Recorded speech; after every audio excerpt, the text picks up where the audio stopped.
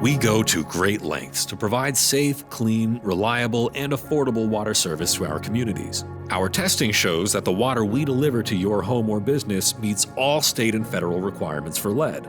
The most common source of lead in tap water is from lead service lines or a customer's internal plumbing. We are committed to removing the risk of lead service lines once and for all. Here's how the program works. If you live in a neighborhood where we are planning to replace the water main, our team will work with you to determine if your service line is made of lead. This may require us to enter your home or dig a few small test pits over your existing service line. We would also work with you to coordinate the replacement of your service line. Then we'll take it from there. To replace the utility-owned portion of the service line, our team will dig a hole in the street and at your property line to install a new service line. If the customer-owned portion is lead, then we will install a new, safer pipe from your property line to your home. Typically, there is a brief interruption of service while we perform this work.